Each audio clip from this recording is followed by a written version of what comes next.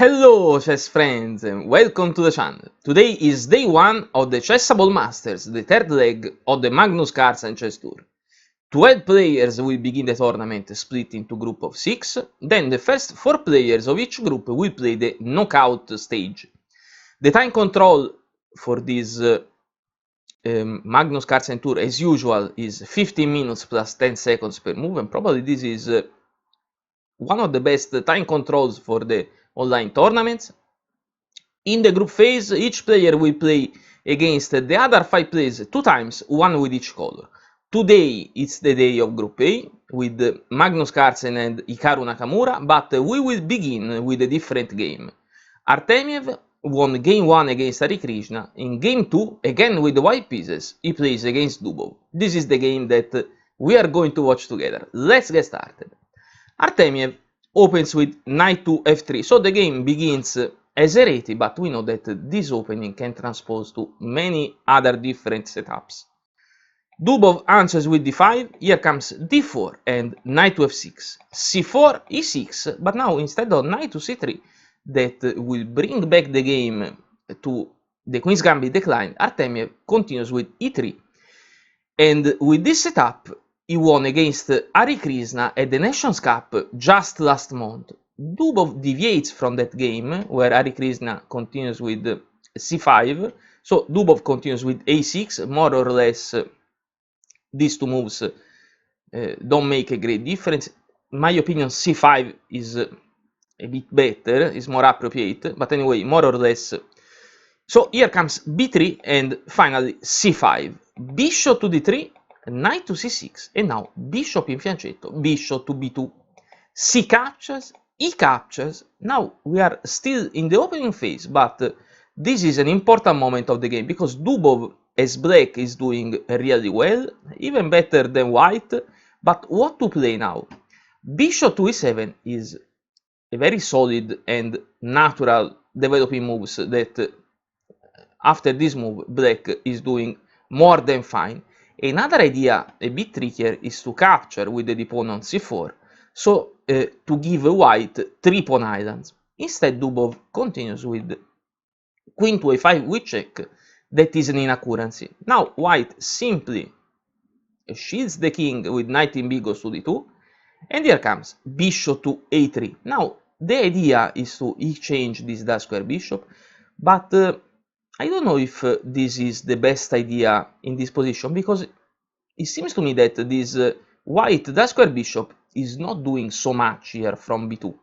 Anyway, here comes queen to c1 to recapture with the queen, bishop captures, queen captures, and at move 11 the game is already original. D captures on c4, the b pawn recapture, the queen is also watching b7 so that this bishop can't move. Short castle for black and short castle for white.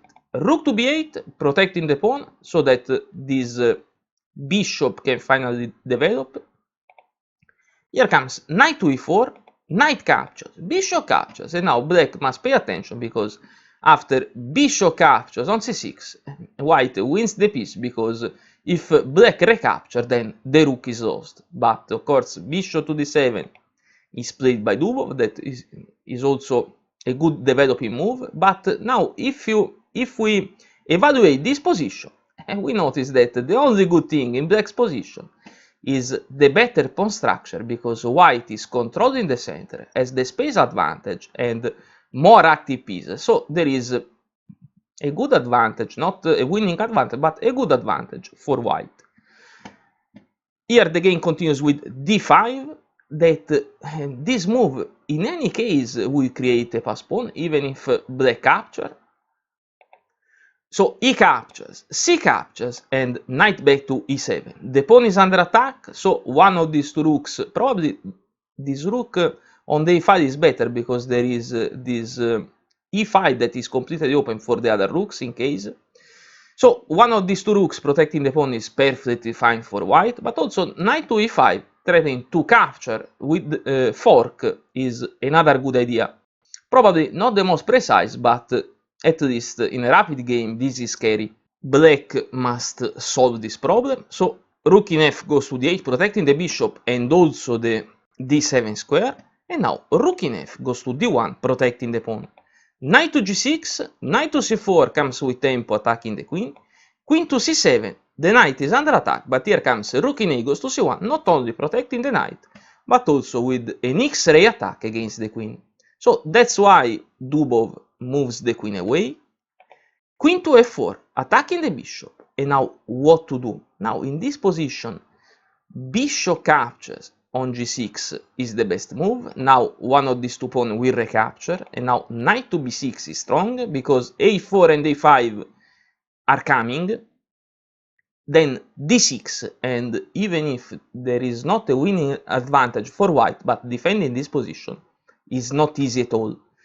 Going back to our game after queen to f4 that is attacking the bishop, here comes queen to d4, but this is a mistake. Now, not only the queen is protecting the bishop, but there is a tactical idea behind this move. The tactical idea is that after bishop captures the knight, then of course this queen is under attack, there is queen capture, but before the rook recapture, white will win one pawn with the capture on h7 with check, but this tactical threat is too easy to address for black.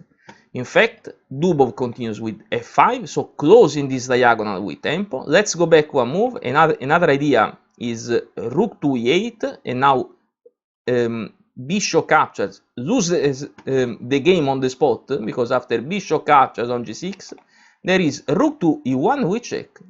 The rook that is protecting the queen is forced to capture, and the queen is lost. So many ways to address this tactical idea.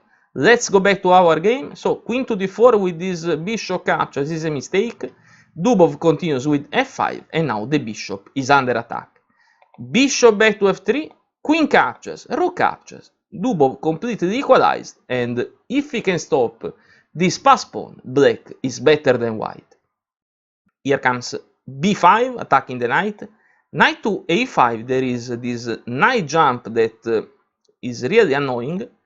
At first, knight to e5, attacking the bishop, but probably more than that, with the idea to remaneuver the knight in front of the pawn, blocking the pass pawn, because we know that the best blocker is the knight, of course in this position followed by the bishop.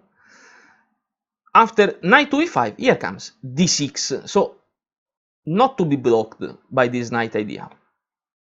Rook in b goes to c8, here comes rook to c7, and this move is a mistake. Now in this position with a bit less than 2 minutes on the clock, Dubov has the chance of probably winning the game, because rook captures on c7, not played by black, probably wins the game, because after the d pawn recapture and rook to c8, the pass pawn is under attack, and there is no way to protect this pawn, so the rook sooner or later will capture on c7.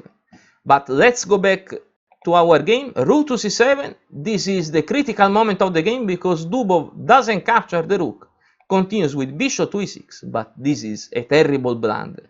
In fact, Artemiev continues with bishop to d5, and this bishop is on the same diagonal of the king, so more or less is forced to capture. Bishop captures, rook captures, the knight is under attack, knight back to f7. Here comes knight to c6, attacking the rook, and Dubov resigns. Resigns because the knight not only is attacking the rook, but is also controlling the promotion square. So what to do now? This rook can't leave this back rank, so for example, can't capture here on d6, because this rook is protecting the rook on c8. Rook captures on d7 is not playable because there is d capture on c7, and now what? If rook captures on d5, there is the simple pawn promotion, and of course it's not even possible to play this rook back annoying the queen, because the knight is also controlling the square. And now after d captures on c7, if rook to e8 with the idea of giving checkmate, there is the simple king to f1, now king to f8, knight to d8, protected by the rook, is shielding the promotion square, c8 is coming and will win the game. Going back to our, to our D captures on c7. Also, rook to c8, blocking the pawn doesn't work because there is the terrible knight jump. We check that is a fork, winning the rook and the game. Artemiev, with this victory, won the second game in a row. Not a flawless game at all, but a game with some nice ideas that I hope you enjoyed. But of course, this is just the beginning of the tournament. If you like my videos, please don't forget to subscribe to the channel. Thank you very much for watching, and as usual, we will meet tomorrow with new fresh games. Goodbye!